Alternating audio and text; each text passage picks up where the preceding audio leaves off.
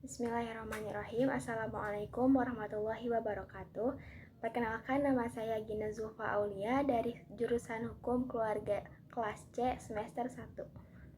Kali ini saya akan mempresentasikan materi hadis masyhur dari mata kuliah Ulumul Hadis oleh dosen pengampu mata kuliah yaitu Profesor Haji Muhammad Anton Athoillah, MM.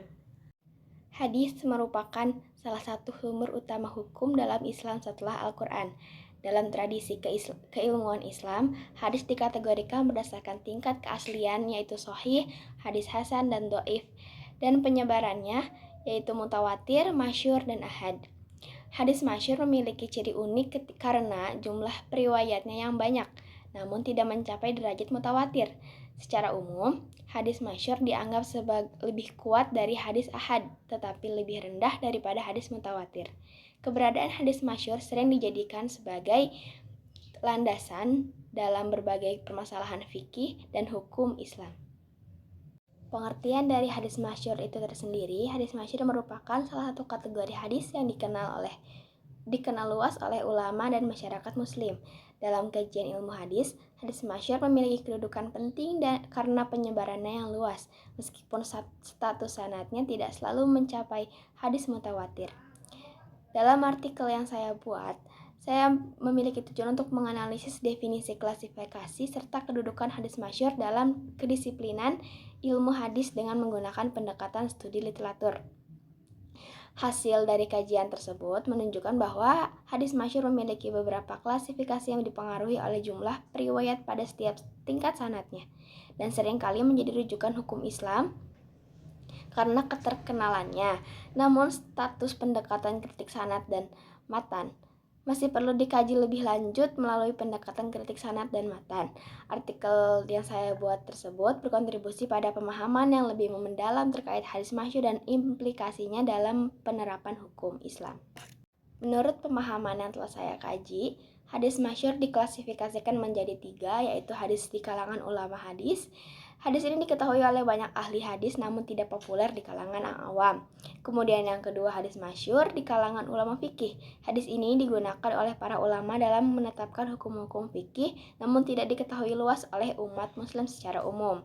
Kemudian yang terakhir adalah hadis masyhur di kalangan umat, yaitu hadis yang populer dan dikenal oleh masyarakat luas. Kedudukan hadis masyhur dalam hukum Islam.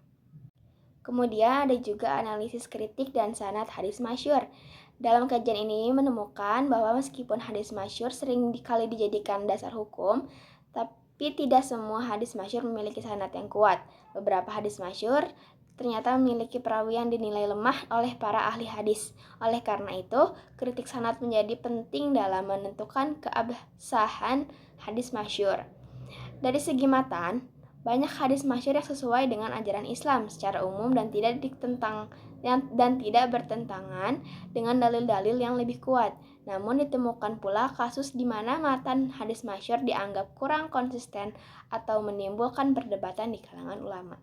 Salah satu contoh hadis masyhur yaitu hadis nomor 1 tentang niat yang berbunyi innamal a'malu binniyat. Sesungguhnya amal itu tergantung pada niatnya. Hadis riwayat Bukhari dan Muslim. Hadis ini sangat dikenal oleh masyarakat karena sering digunakan dalam konteks ibadah dan muamalah. Umat muslim sering mengutipnya untuk mengingatkan pentingnya niat yang tulus dalam setiap amal. Hadis ini dikatakan hadis masyhur karena hadis ini diriwayatkan oleh 2 perawi yaitu Bukhari dan Muslim. Kesimpulannya, hadis masyhur memiliki peran yang signifikan dalam kajian ilmu hadis dan penerapan hukum Islam. Meskipun kedudukannya di bawah hadis mutawatir, hadis masyhur seringkali digunakan sebagai rujukan dalam berbagai masalah fikih. Namun, penting untuk selalu melakukan kritik sanad dan matan untuk memastikan keabsahan hadis tersebut menggunakan berbagai dasar hukum. Mungkin itu saja yang dapat saya sampaikan. Terima kasih atas perhatiannya. Kemudian saya ucapkan terima kasih pula kepada Profesor Dr. Haji Anton Athoillah MM yang telah memberikan kesempatan untuk saya menjelaskan materi tersebut. Baik, mohon maaf atas kesalahan atau kekurangan dari apa yang telah saya bahas kali ini. Wassalamualaikum warahmatullahi wabarakatuh.